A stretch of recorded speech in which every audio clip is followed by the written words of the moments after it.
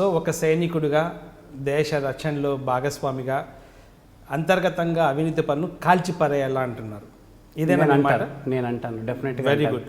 అంటే one more thing అని ఇంకొక విషయం ఏంటంటే, ఏదైతే మన శత్రు దేశంగా భావిస్తున్నామో ఇప్పటికీ అనేక మంది అమాయకులను పొట్టన పెట్టుకున్న పాకిస్తాన్కి మద్దతుగా మన దేశంలో కొన్ని ప్రాంతాల్లో కొద్దిమంది పాకిస్తాన్ జిందాబాద్ అంటారు, పాకిస్తాన్కి ఏకపక్షంగా సపోర్ట్ చేస్తూ వారి యొక్క సింపథైజర్స్కి ఏదైతే కన్నా పాకిస్తాన్ తరపున వచ్చే వారికి సింపథైజర్స్గా కూడా పనిచేస్తున్నటువంటి దౌర్భాగ్య పరిస్థితి భారతదేశంలో నెలకొంది.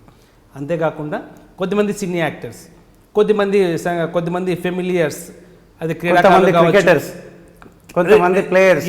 సో ఈ స్థితిని మీరు ఎలా చూస్తారు? ఎందుకు ఇలా జరుగుతుంది? ఎందుకు ఈ యొక్క లౌకికవాదం పైన భారతదేశ సార్వభౌమాధికారం పైన ఇంత చులకన భావన ఏర్పడింది అంటారు?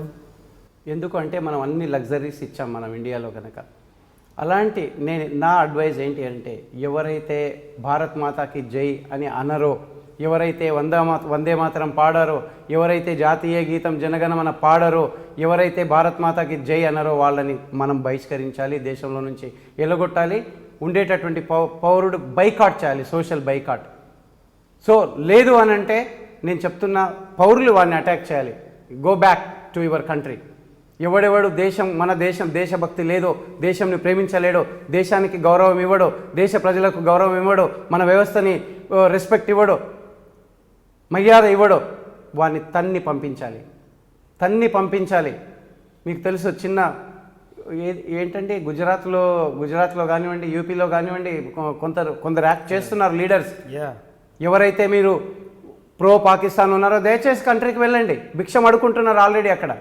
మీరు కూడా అడుక్కోండి అక్కడికి వెళ్ళి అని చెప్తున్నారు. భిక్షం అడుకుంటున్నారు అక్కడ. ముస్లింలను విభజించి పాలిస్తున్నారు అక్కడ.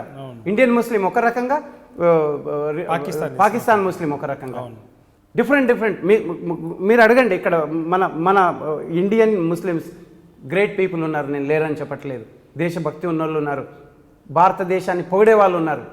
వాళ్ళని అడగండి, చూద్దాం ఏం చెప్తారు భారతదేశం గురించి. ఒకవేళ పాకిస్తాన్ గురించి అడగండి ఏం చెప్తారు. అది ఎనఫ్. ఇండియా సెక్యులర్ కంట్రీ అండి. నేను ఇంతకుముందే చెప్పాను, యూనిటీ ఇన్ డైవర్సిటీ. ఇలాంటి దేశం ఈ ప్రపంచంలో ఎక్కడ దొరకదు. ఈ దేశంలో పుట్టినందుకు ఒక సిటిజన్గా నువ్వు ప్రౌడ్గా ఫీల్ అవ్వాలి. You should proud as a Indian. You should act as a soldier. Soldiers అంతా ఉన్నారు, కాకపోయినా you act as a soldier. నువ్వు కూడా సోల్జర్గానే ఉండు. నువ్వు నీ దేశాన్ని నువ్వు కాపాడుకో. నువ్వు బాధ్యత తీసుకో సమాజాన్ని. నువ్వంటే దేశానికి నువ్వు మంచి పని చేస్తే చాలు, దేశానికి బాగు చేసిన వాడు అవుతావు. పక్కవాడు అడుకుంటున్నాడా, వాడికి బెగ్ చేయి, నువ్వు మంచివాడు అవుతావు. Do something good for social impact. సోషల్గా ఇంపాక్ట్ చేయి.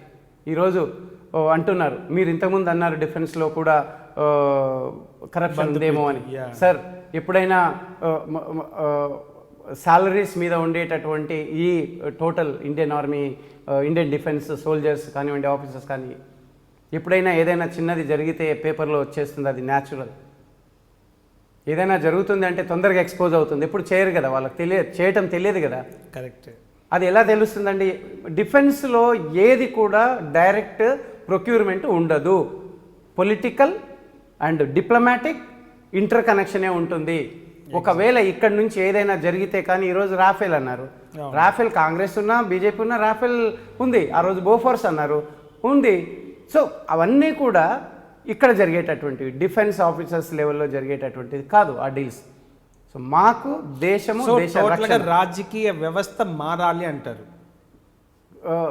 మారటం కంటే కరెక్ట్ అవ్వాలి, కరెక్ట్ చేసుకోవాలి. కరెక్ట్ అనడమే, కరెక్ట్ అన్నా మారాలన్నా ఒకటే.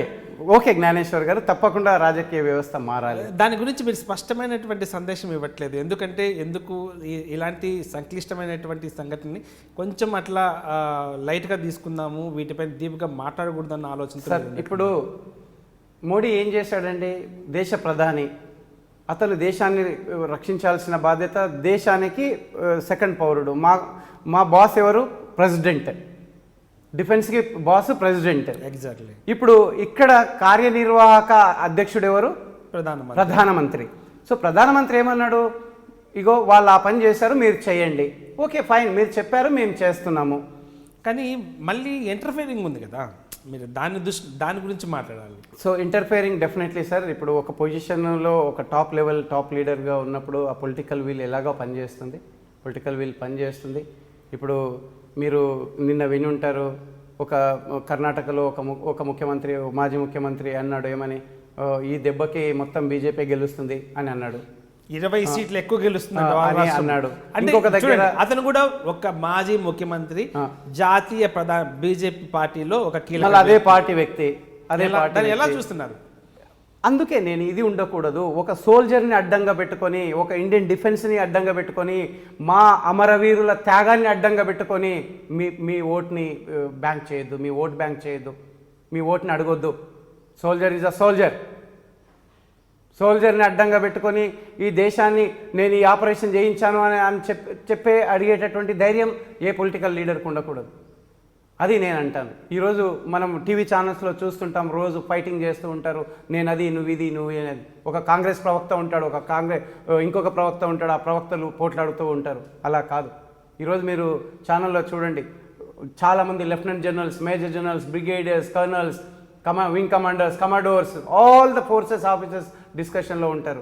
ఎక్కడైనా వాళ్ళ వర్డ్లో పవర్, ఆ సోల్జర్లో ఉండేటటువంటి దమ్ ఏదైతే ఉందో మీరు చూస్తూ ఉంటారు, వాళ్ళు మాట్లాడేటటువంటి మాటలు ఏవైతే చూస్తూ ఉంటారు.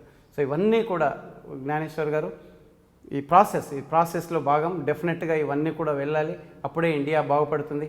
అండ్ ఈ కరప్షన్లో ఉండేటటువంటి డబ్బు ఇండియన్ నేషనల్ సెక్యూరిటీకి ఉపయోగిస్తే ఇంకా మనం వరల్డ్ నెంబర్ 3 నుంచి 1కి వచ్చేటటువంటి అవకాశం ఉంటుంది. For more videos, subscribe to iDream. And loads of fun entertainment and content, do watch iDreams. Do subscribe iDream Media. దయచేసి iDreams మీరు సబ్స్క్రైబ్ చేయాల్సిందిగా నేను కోరుతున్నాను. I am Dr. Nayak, DT Nayak. For more videos, please subscribe to iDream. Please subscribe iDream News. Please subscribe iDream. Please subscribe iDreams. మీరు చూస్తున్నారు iDream News.